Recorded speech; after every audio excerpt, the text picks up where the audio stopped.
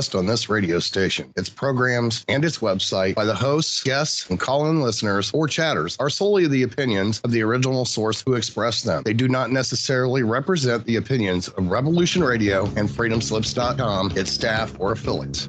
You're listening to Revolution Radio, freedomslips.com, 100% listener-supported radio, and now we return you to your host.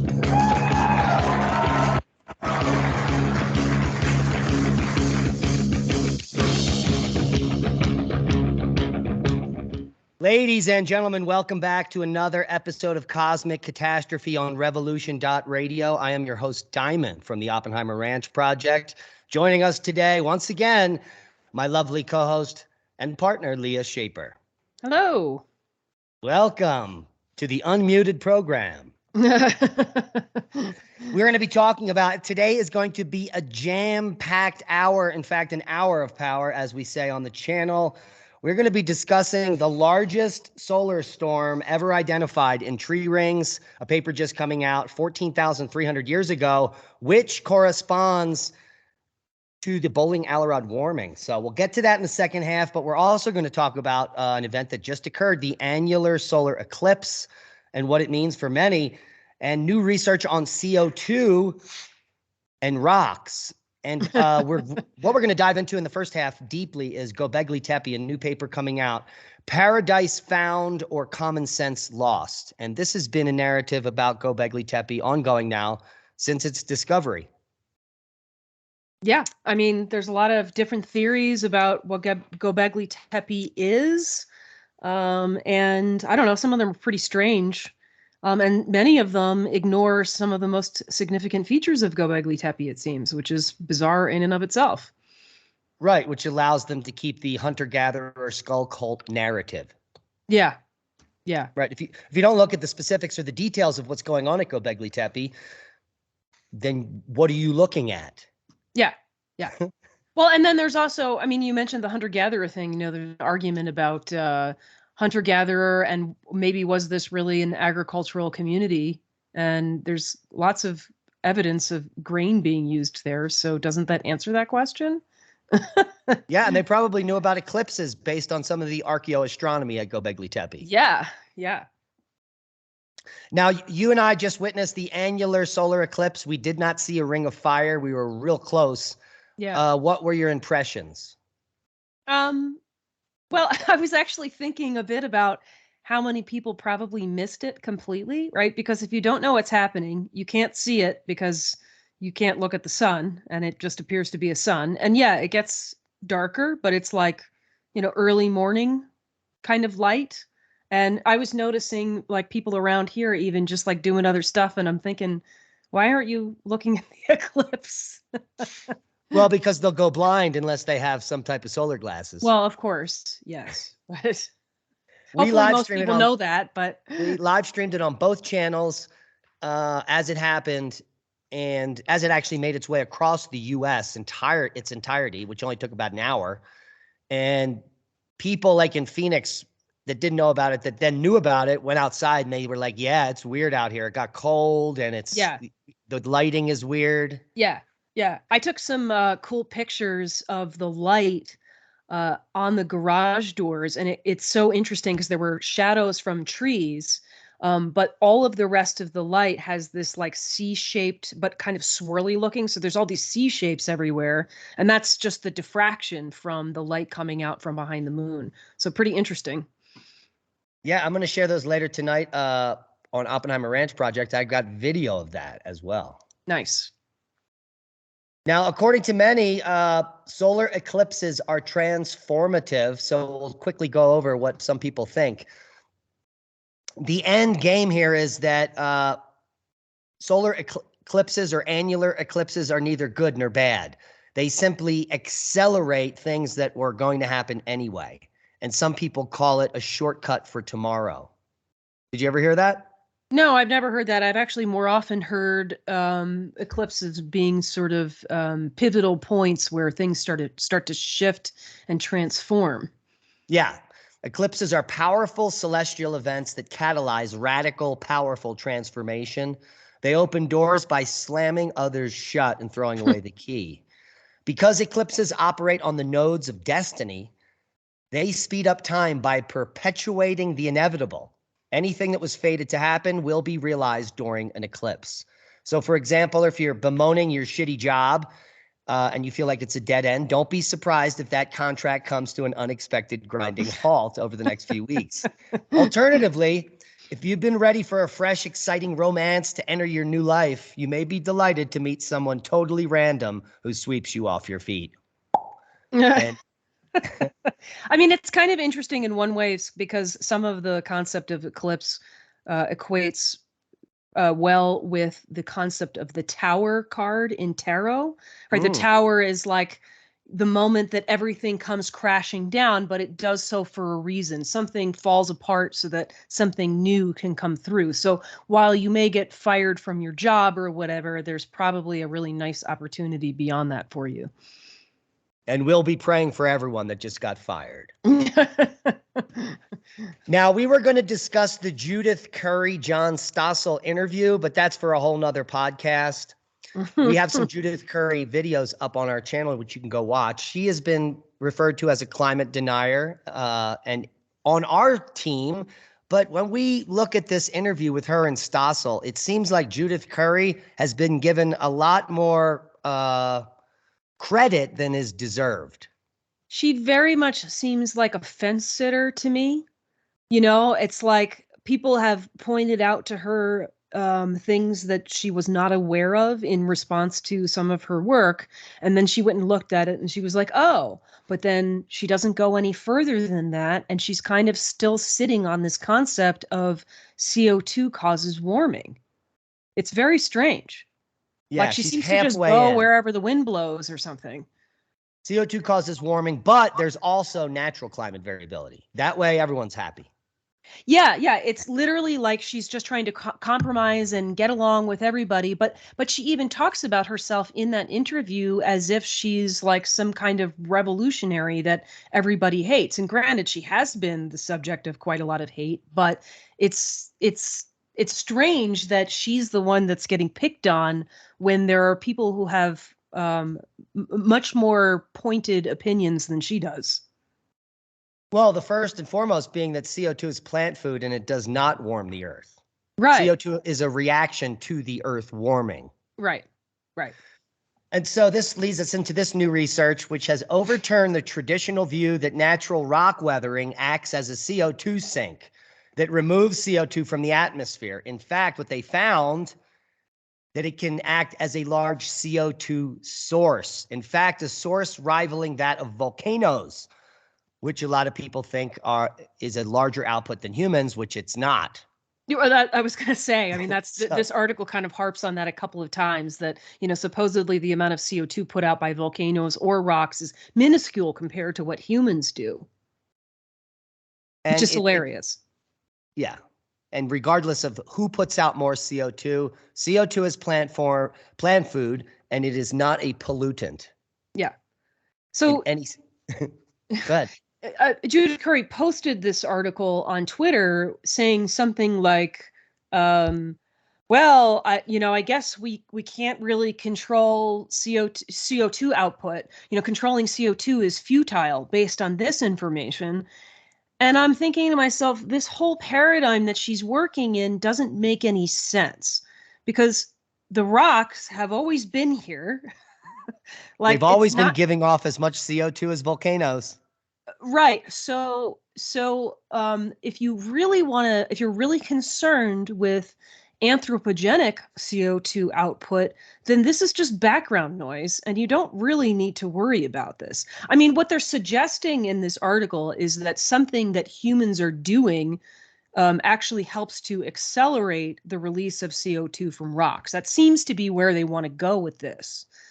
I mean, she doesn't say that, but based on the way she's thinking about it, this shouldn't concern her at all because it's just background noise. Right. And the oceans give off 90% more than any of these sources. Right. We're not worried about them. Yeah.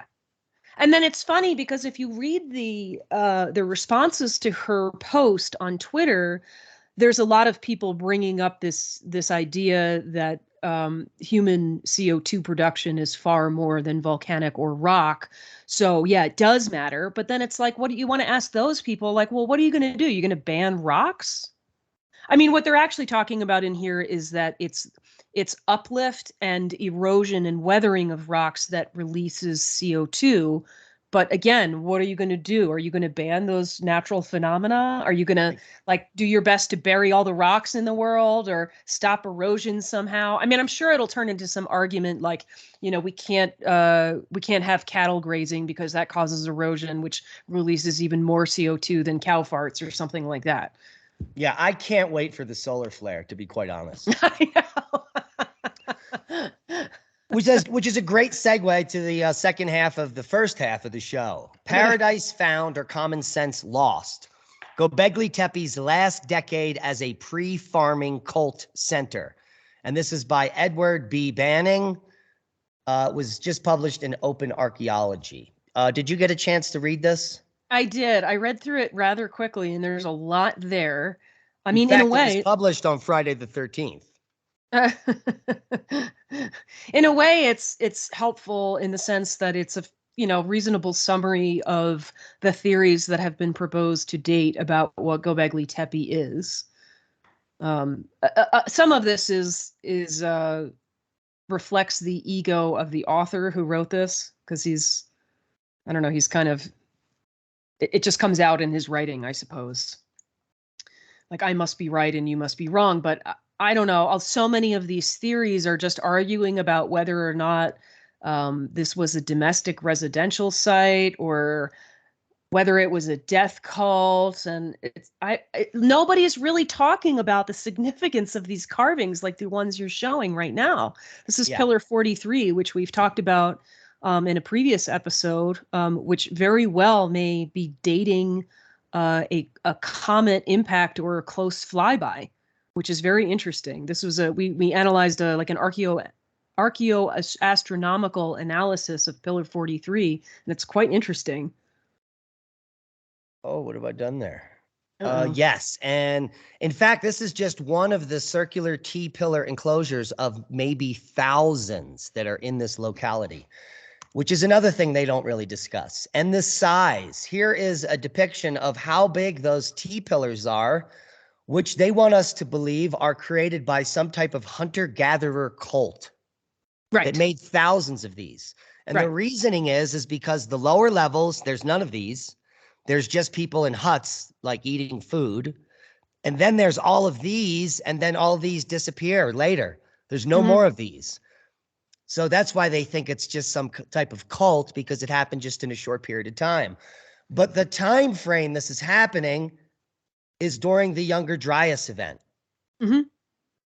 And these bas-relief carvings are certainly not coming from an unsophisticated culture. This has got to be a highly advanced civilization with really advanced concepts and thinking here. Right. I mean, these carvings are absolutely amazing. And to be sitting here arguing about like, oh, is this a culture that figured out agriculture or not yet? It's like, obviously they understood far more than you're giving them credit for. And the fact that anybody who's theorizing about this is just glossing over these carvings is utterly ridiculous. You are muted, Diamond.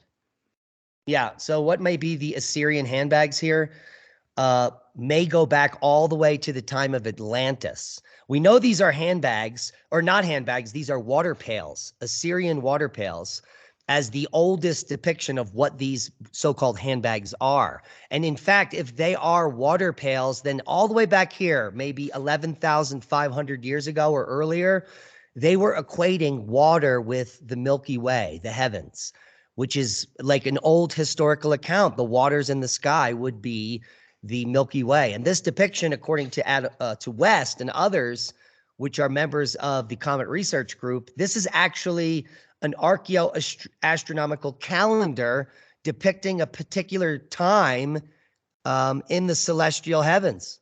Well, the authors that we read who believe that they're dating a comet, a close encounter with a comet, actually talk about not that they're water pails, but that they represent sunrises and sunsets at the equinoxes and the solstices, and that the animals next to them, Which these 1, 2, 3 little right there. yeah, that Yeah. those would indicate where in the sky those sunsets and sunsets or sunrises are happening at equinox or solstice, which And then wasn't this Cygnus which would down then here? give you the year that this occurred. I'm Yeah, sorry, and what? wasn't this Cygnus down here? I don't exactly remember, but I do remember that the bird that is holding the orb, which according to their analysis is actually the sun, that the bird is in the realm of Sagittarius and Scorpio. And then we have the H blocks Yeah, those seem to be a bit more of a mystery. in 2 different directions. Yeah, and then those H blocks show up everywhere else. So the idea behind this pillar, right, is that it gives you the exact time of a major event by pinpointing where in the sky the sun was at the time, as well as where it was at solstices and equinoxes, so you can give a precise year of something that occurred, which happens to align perfectly with the onset of the Younger Dryas period. Yeah, they dated to 12,800 and something. Yeah. Which is exactly when the platinum spike and the microspherules and all the impact evidence occurs. Now, by the way, this is funny. This The is the article, black mat, the black mat separating Clovis and Folsom cultures. right, Yeah. right. When everything changes, and so the people are completely different too. It's funny that the article that you were showing earlier that kind of outlines all of these different theories about what Gobekli Tepe is. Well, that author, his complaint about the archaeoastronomy that we talked about on a previous episode, which I think probably will link in the description box or something for the video tonight. He complains that, well, why would you mark this date without actually showing the comet? And it's like, well, we don't know that the comet is not depicted here. You know, it could be represented. I think there's like a snake somewhere on that pillar that could be representing the comet. Maybe the comet is represented somewhere else in that particular structure where pillar 43 is. So, I mean, it's silly to just discount stuff like that out of hand. But I think that things like this are discounted out of hand because they're very, yeah, maybe right there, maybe that's a snake. Yeah, I think and they are it looks discounted more out to of. me. I don't know if West is right that this is the sun, because emerging above the round ball here, which is in the hand of the bird, it appears to be flames behind it that increase in both directions, as if it were cometary tail. I mean, it Oh, almost and looks. you can even Good. see that kind of continuing above the, I'll just Yeah, call them up water here. bags. Yeah, Yep, that's it goes all the interesting. way I mean, through that. I do know that, you know, they were using that, the concept of that being a sun is like demarcating like where the sun was in the sky generally, you know, what time of year it was according to the constellations. And they call this the vulture stone. Right, right. I mean, I don't know how it would line up exactly in terms of if that were a comet, that orb. Would it be precisely indicating where in the sky the comet was coming from? I'm not clear on that. Well, there's so much imagery here. Vultures are scavengers that eat dead things, and they're holding I mean, it's like showing death here from the comet using the vulture. Perhaps. I mean, that's what it looks like to me. I wish I could remember what these animals were in the imagery above there. I think I don't remember. I think one of them is an ibex and one is like a frog or something, but obviously these have to line up with asterisms in the sky that people at that time recognized. And so that's where this gets tricky and where there's probably a lot of room for interpretation because, you know, obviously what people saw in the sky in terms of imagery based on constellations is not necessarily going to be the same as it is today, which is not what they're suggesting in those papers, but. And here's that snake over here, or it even looks like a planktarian, right? Like a flatworm. Yeah, and as I recall, that was identified as a constellation as well. Okay. But, you know, again, lots of room for interpretation here. But I do find the handbags being interpreted as sunrise, sunset. I do find that part especially compelling, and that's really interesting because it does give you an actual year. Now, what if the reason they're not excavating these hundreds of other little hills here, which are all stone circles in the distance, you see them? Yeah. They're literally evenly spaced. Look at how they're spaced here, like every 10 meters, there's another one. Yeah. Maybe they've stopped excavating because each and every one of these circles may show the same date. Right. As if this is a warning again and again and again. And each generation built their own circle to continue the knowledge at a time of change. Or, it could be that each one of these represents some other piece of past knowledge of things that have happened on Earth, right? That they're trying to keep to hold on to. Right. And as we've discussed many times, Gobekli Tepe was intentionally buried. And so it does suggest that this is obviously something that people were trying to preserve for a reason. Why would you do that unless there was important information here? Yeah. And that's the piece that's getting completely overlooked. Yeah. There's other very basic parts of the whole puzzle that are still unknown, although the site chronology is still a work in progress. So they're still arguing about how old everything is. Yeah. But level 3, go ahead. No, go ahead. Level 3 is attributed to the later part of the pre-pottery Neolithic A. This is very old and goes back at least 12,000 years.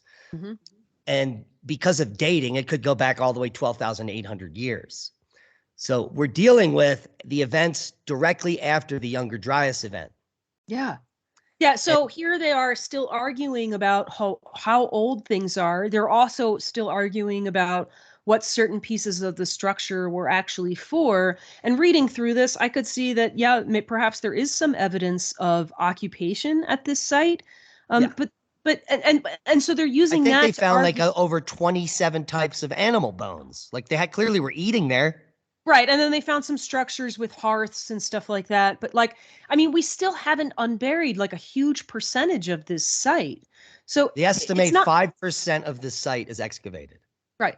And whether it was occupied or not, like that doesn't seem all that important to me, in the sense that, like, even if this is and I believe it is a knowledge, like it's like a library, right, of events on Earth, perhaps. There's seems to be some archaeoastronomy here. So if it's that important, then you probably are going to have at least some people living here, like guarding the site, right? If it's so important that you're going to bury it, right? Bring in tons and tons and tons of material to bury it. Is it beyond thinking that somebody might be living here to protect the site? Yeah. And take a look at this stone here. They don't know what this is. They call it a door hole stone, and they say it could be a hearth or something. But this is a single piece of rock that is carved into this shape 12,000 years ago. I know. It's. Do you know what the size is? I was wondering about that when I saw it. Well, you can see here, there's a beam above it. That's got to be at least 4-6 inches. So we're talking 3 or 4 feet by 3 or 4 feet. Right. Right. Just a massive, heavy stone. Yeah. And it's obviously like fallen, and it's not really known what it was for. Yeah, but the pre-pottery Neolithic is really an enigma. There's giant single stone vessels that were used to hold material, like jars that were made out of single stones. How were they doing that? Right. And this is they don't have any tools. It's pre-pottery. It's like, it's so ridiculous. Yeah. We undersell. Guys with 2 river jacks are just pounding on a boulder and they come up with this. Right. Right. That's what they want us to believe. Right. I mean, this is all part of this mistaken framework where progress in the human race is linear, right? That we've never been more advanced than we are now. But when you look at archaeological sites like this, or when you look at the megalithic sites that have technology that are beyond our comprehension, how can you believe that, right? Like, clearly progress is not linear. Clearly human beings have done advanced things many times in the past, and we're still working within this framework as if we go from hunter-gatherer to agricultural to technological, and that's the end of the story. Clearly that's not the case. Exactly. And just looking at these bas-reliefs, you could tell that the artisans here were using different types of tools. They knew how to scale. They knew about hardness of objects. They must have had multiple hammers and chisels. This is mind-blowing, and a graduate thesis just on the idea of how they could possibly have carved this.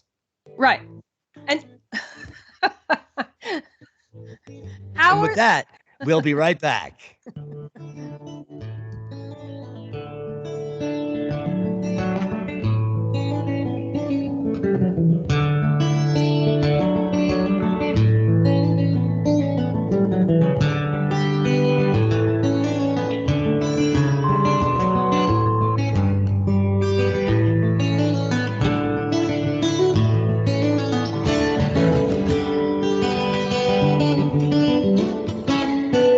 Listen at Revolution Radio at freedomslips.com. And we'll be right back after this message.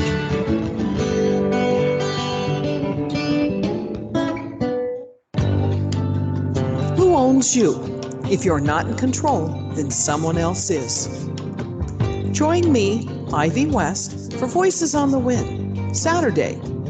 I discuss government, health, metaphysics, suppressed science, universal mysteries, little-known incredible facts, alternative energies, and even more than you can imagine. There was blood on the wire. Won't you join us on Revolution Radio Saturdays for Voices on the Wind with me, Ivy West. There are lives in the balance. People under fire. Children at the cannons. Because if your head's in the sand, your tail is a target. Thank you for listening to Revolution Radio at freedomslips.com, the #1 listener-supported radio station on the internet. Please help support this station so this battle can continue forward. Revolution Radio!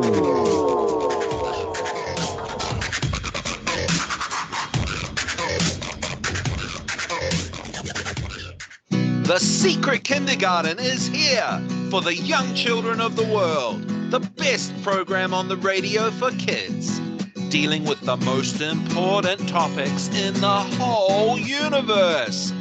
Fairy tales, music and movement, numbers, plants, animals, fun, colors, insects. Take care and cast your ears out to catch a story from the world of other young things. Reach out, up, under, and over. Sing a song. Talk about feelings. Just remember the magic word. The magic word is no. Step on into the Secret Kindergarten. Saturdays, 1 p.m. to 3 p.m. Eastern Time, right here on Revolution Radio.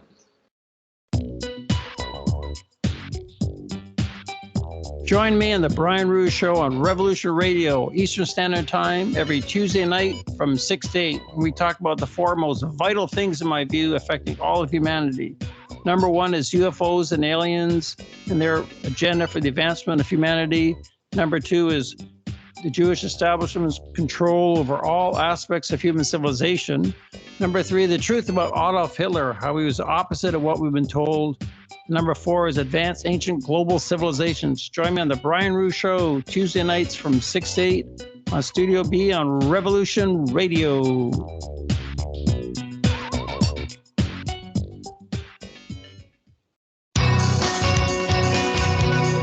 Thank you for listening to Revolution Radio at freedomslips.com. Any commercial advertising you may hear in this program is of the sole discretion and benefit of the host of whose program you are listening to. Revolution Radio does not endorse any commercial products, nor does it accept monetary compensation for on-air advertising of commercial products, nor will it ever. We are and shall remain 100% listener supported. Any product advertising on this program are considered used at buyer risk, and Revolution Radio shall not be held liable for any claims or damages received from any product advertised within this program. Revolution Radio, where information never sleeps.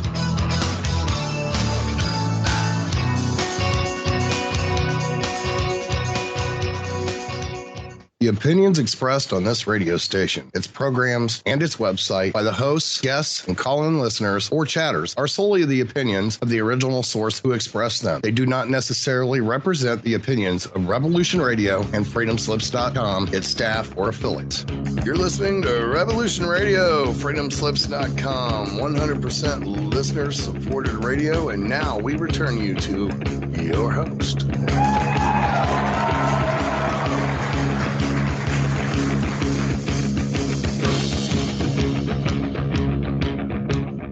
Ladies and gentlemen, we are back with the second half of Cosmic Catastrophe on Revolution.radio, freedomslips.com, the number one internet listener-supported radio station on the internet.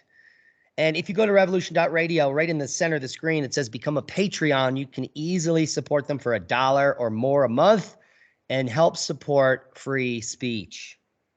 Free speech.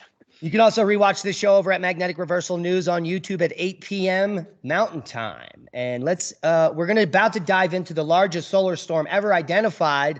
But is there anything you want to talk about Gobekli Tepe before we finish up there? Yeah, I just wanted to say that the fact that you have all of these researchers who are very busy arguing about what it means, the types of bones that have been found there, the remnants of grains, the those kinds of artifacts, whether or not there's people living there, hearths, all of that. That's what they're arguing about, and they're completely ignoring the most significant aspect of Gobekli Tepe, which are these carvings, which must mean something, and they're just ignoring them and arguing about all this other stuff. It's completely crazy. Right. And many people have speculated this may be the Garden of Eden in the Bible, and part of that legend, and or even Noah's Ark, where this is the information that was remaining after the largest catastrophe Earth had ever seen for tens of thousands of years. Yeah, I think that the Noah's Ark idea is extremely interesting. Like, I guess obviously you would have to suggest that the flood associated with Noah's Ark was actually long before the time frame that we recognize now, but maybe that story was recycled throughout history. Yeah, and these pillars are clearly an archaeoastronomical calendar of some sort. Yeah, it's the carvings and the position of the pillars that are the significance, not what bones and what people were eating. This is the dumbest art. This is the dumbest thing that is happening in science. Well, and here's the most dumb thing about it. I mean, you have people suggesting that like all of these were homes, that this was like some kind of little city or something. And it's like, if you think that's the case, then obviously you think that some people had extremely elaborate housing based on all of these carvings, like there's some kind of royalty or something. But at the same time, you're arguing that these are essentially hunter-gatherers still. Like, that makes no sense at all. No, this is clearly the most significant archaeological find ever, and they do not want to get to the bottom of it. No, and if you have the time and the ability to make all of these carvings, obviously you are like located in place, right? You're not wandering the earth looking for food. So there's got to be something very significant and advanced happening here. How can you ignore that? Well, this is clearly a warning about what happened on Earth that we now know scientifically was the Younger Dryas extinction event, which is probably a cometary airburst, which caused massive calamities worldwide. We've covered it in great detail in over a dozen podcasts on Magnetic Reversal News. So if you like the topic, please go dive into that. Yeah. And that's a great segue to the largest solar storm ever discovered. And this is a pretty fantastic idea. The paper just came out on the 9th of October. A radiocarbon spike at 14,300 kiloyears before present in subfossil trees provide the impulse response function of the global carbon cycle during the late glacial. Now, do you see how they got money there? Oh, yeah, of course. Yeah, put in the words global carbon cycle. There you go. All right, so the giant solar storm 14,300 years ago leaves the Carrington event in the dust. We've talked at least in 2 separate podcasts about Miyake events. These are all being discovered in tree rings. And we even said, I think in the last podcast, we were talking about Miyake events. It's only a matter of time until we discover the next one. And sure enough, they have. They found trees 14,300 years old that are not even fossilized yet. They're subfossils. And this is just spectacular. There they are, sticking up right there. Yeah, that's amazing. That's such a lucky find. What a great source of information for this time period. Now, similar trees like this exist up in the Arctic when the Arctic was much warmer in the last 10,000 years. Yet climate Funny how that alarmists works. never want to bring that up. Right. So these trees are being exposed in the Druzette River. That is in France. It's in the Southern Alps. Yeah, French Southern Alps. Yeah, so this is fantastic work. They did dendrochronology on the trees. And here, look at this. This is a really great image. Some of them are still buried in the bank here, and you can see where the original forest floor was 14,300 years ago. And then you can see how much subsidence. So it took 14,300 years to deposit 8 feet of stuff here. Yeah. That's about geology right there. You're looking at it. Yeah. It's fascinating. And so if this gets buried even deeper and gets fossilized or turns into rock, that unit would get compressed to about half the size, or maybe even a third. Yeah. So that's pretty interesting looking Think at about that geology. the next time you dig a hole. This guy's got a next time you smoke dig in an his 8-foot mouth. hole. Sorry, what? Look at him. He's got a smoke in his mouth or a pipe or something. I think it might just be sunlight reflecting on his chin or something. I don't know. I can't tell. All right, let's investigate here. No, that's a pipe. That's like a corn cob pipe. Okay. It's very important for this. Yeah, so what does it mean? The implications are this event is an event that we don't know what the event is. It's a Carrington-like event that's 100 to 1,000 times larger. Yeah. In other words, the Earth got fried. And it's not the first time. We've talked about the previous Miyake events. We've had recent events as early as 993 CE. And then the Charlemagne event at 774.5 CE. And then we have an event at 663 BC. And then we have an event at 5259 BC, 5410 BC, 7176 BC. And so, and then we talked about an event even bigger, 9000 BC, I think. And now we have 14,300 years ago. Well, apparently, like all of these events that you're showing here pale in comparison to the 14.3 event. So that's something to consider. But also, according to what we know now, there's 9 of these such events in the last 15,000 years that we know of anyway. Yeah. And one article that I was reading talking about this paper said, oh, well, you know, that's pretty rare. And I thought, actually, I think it's the opposite. That seems like quite a lot of events in 15,000 years to me. Yeah, that's averaging every 1,200, 1,300 years. And there's probably some we don't know about. Yeah. So it's about every 1,000 years. And the last one, unfortunately, was over 1,000 years ago. No, but no, the last, oh no, I guess we don't call the Carrington event a Miyake event because it wasn't that big. No, that's just right. So, I mean, but that's an important point of comparison too, right? Like, because obviously we did not have a lot of technology in 1859 when the Carrington event occurred. We had telegraph lines and some of those were lit on fire. So, and that's a small event by comparison. So imagine we have a large Miyake event now. It's absolutely civilization ending. No question. Yeah, the Carrington event was a major reality check for a rapidly industrializing humanity. In September of 1859, the sun unleashed an eruption so powerful it sent electric currents sweeping across the Earth's surface, wiping out almost all the telegraph systems around the world with fires and mayhem. Yeah. Now, we've not seen its like since, but we did have the 1989 Quebec scare where a large substation fried there from a small solar flare. Right. Yes. So it's only a matter of time before something bad happens, especially with the speed at which the world is industrializing and becoming ever more electronic.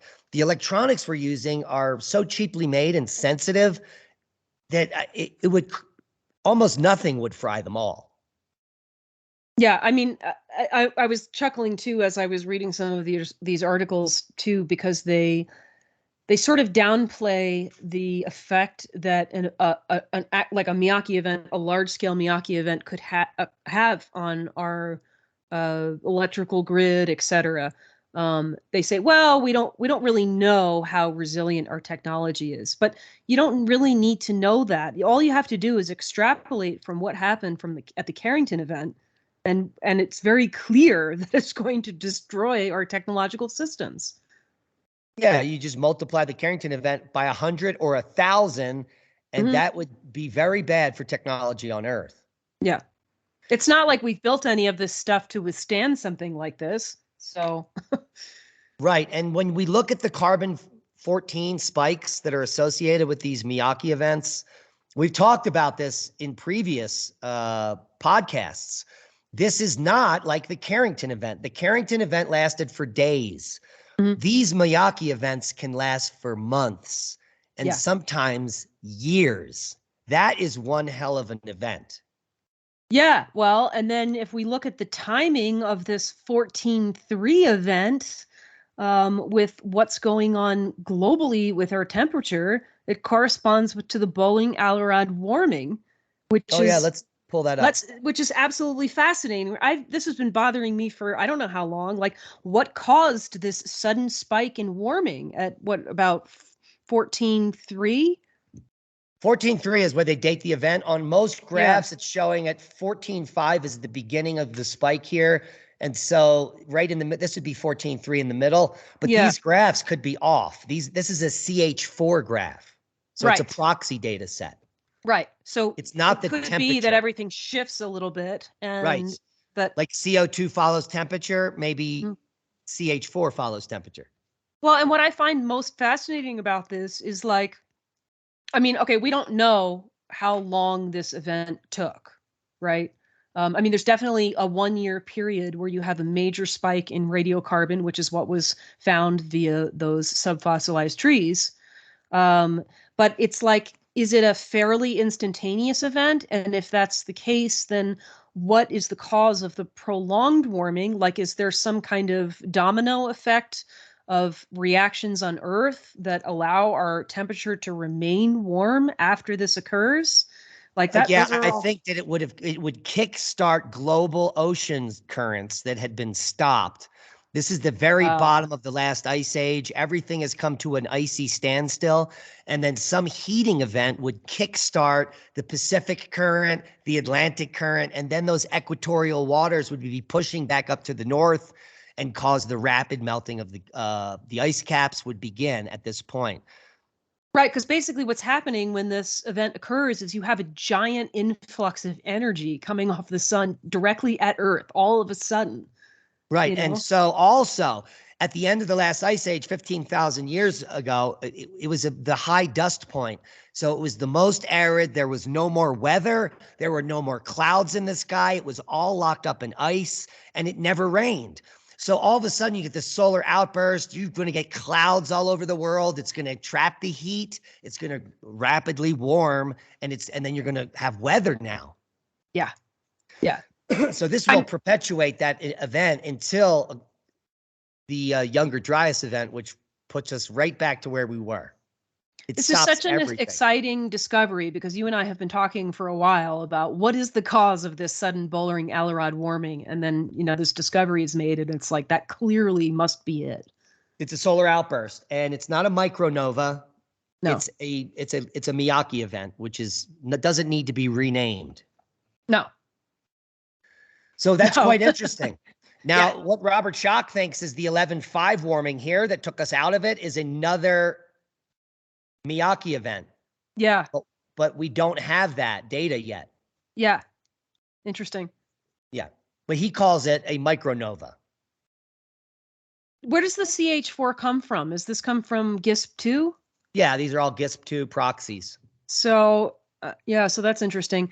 Because I mean, that's sort of my other question is like, well, I guess it doesn't really matter because this is all Northern Hemisphere stuff. So Yeah. I suppose it doesn't exactly matter where exactly, let's say, a giant flare is hitting Earth. Doesn't really matter which side is facing. No, the entire planet will get bombarded with the increased carbon-14. Yeah, yeah, Because just like during the Carrington event in Cuba, they could read the newspaper at midnight without a light. So the aurora goes all the way to the equator, which means the cosmic effects are worldwide. yeah. Well, and then the other thing too, right, is that already you have reactions in the stratosphere with cosmic rays, where that's where a lot of radiocarbon is sitting in the first place. I mean, obviously this is blowing through all of that, but there's probably residual reactions like that occurring in the upper atmosphere that have residual effect, right? I mean, that's the reason why you get aurora when stuff like this happens, et cetera, et cetera. So just with the residual activity in the atmosphere, that's going to keep some of these reactions going even after the initial flare. Yeah, yeah. It's going to change the regime, so to speak. Yeah. But it's interesting that it is, again, everything points back to the sun. It's funny how that works. Yeah. And yet we have climate scientists basically ignoring the effect of the sun in the picture of what's happening on Earth, which is completely crazy. And in the big picture, based on the deficit of the fact that we haven't had a Carrington event and that those occur every 150 or so years, we haven't had a Miyake event since 990.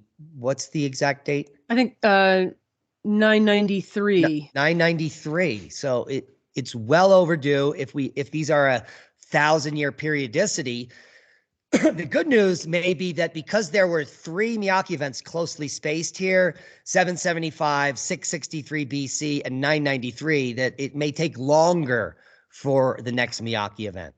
Perhaps. Because they're not regularly spaced. No. Yeah, that's and I don't another know that there's really a reason to think that there's an actual pattern here.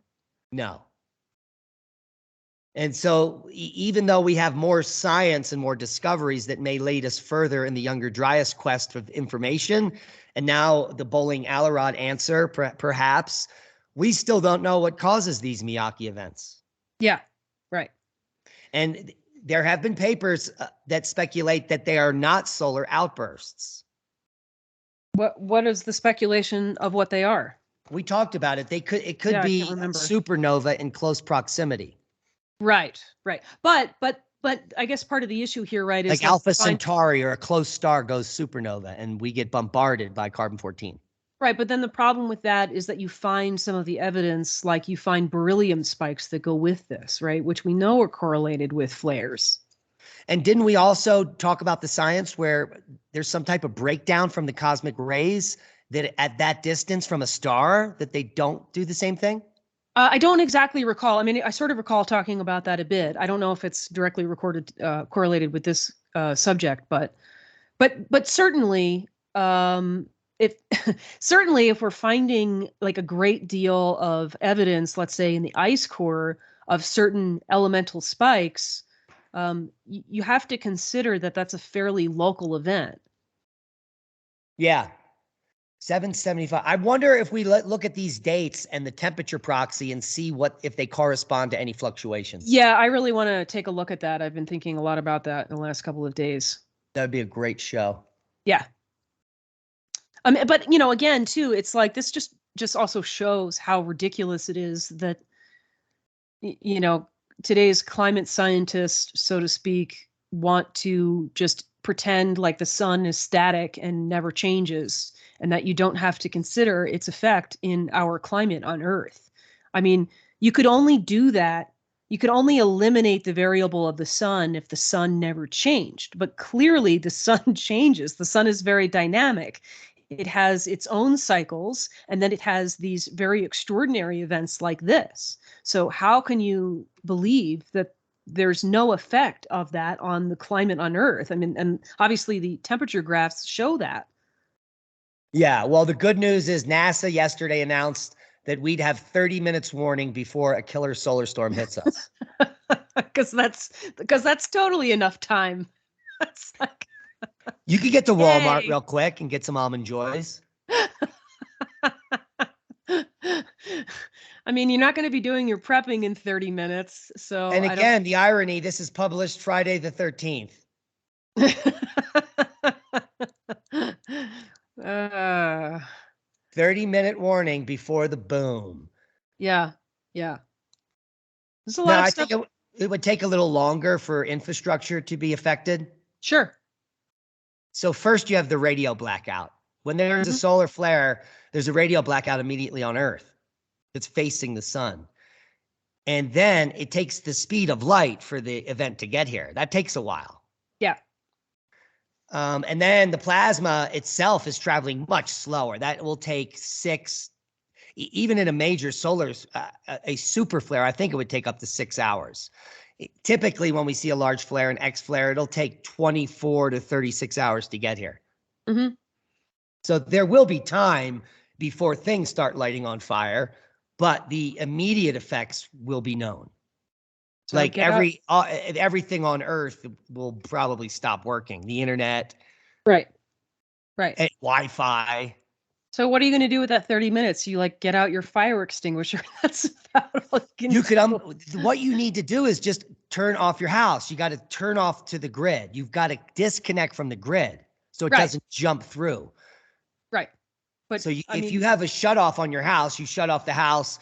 If you have Faraday cages, you put all your stuff in there, Right. try to protect things, and then you go inside. right. Yeah. Right. So that's what you would do. I mean, it's interesting too, because, you know, in another time when we didn't have all of this technology, a flare like this might not be incredibly noticeable. Like, I mean, obviously the aurora would be extremely noticeable.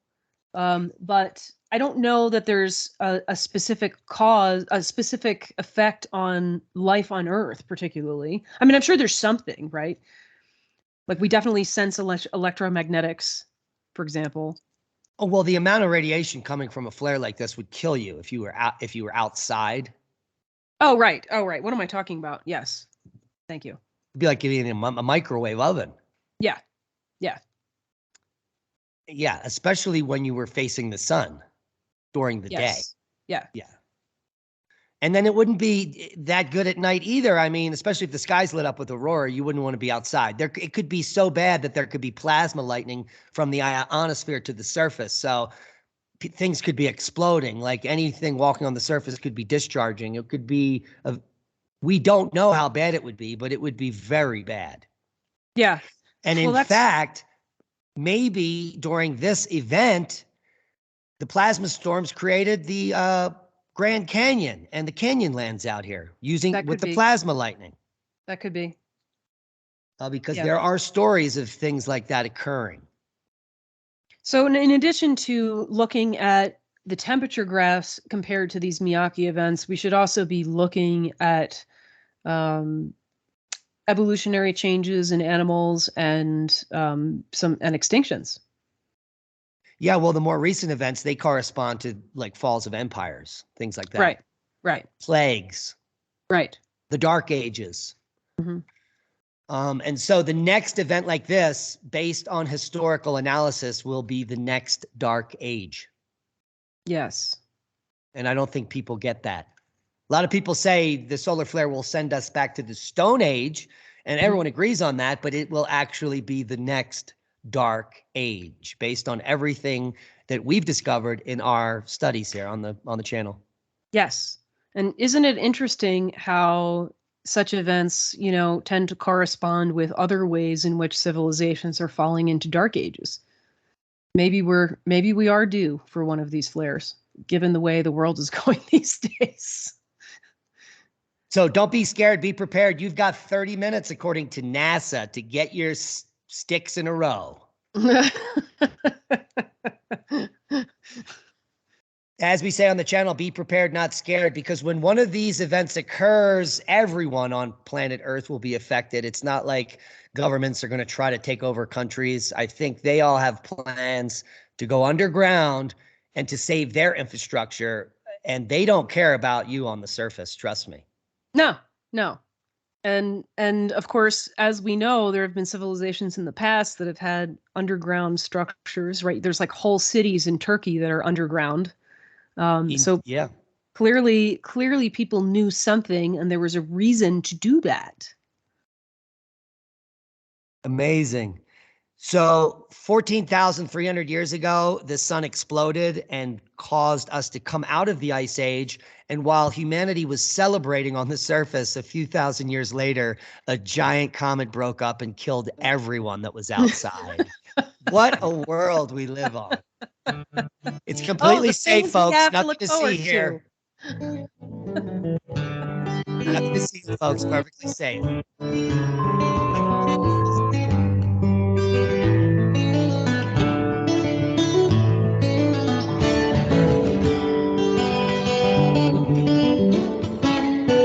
Listen to Revolution Radio at freedomslips.com, and we'll be right back after this message.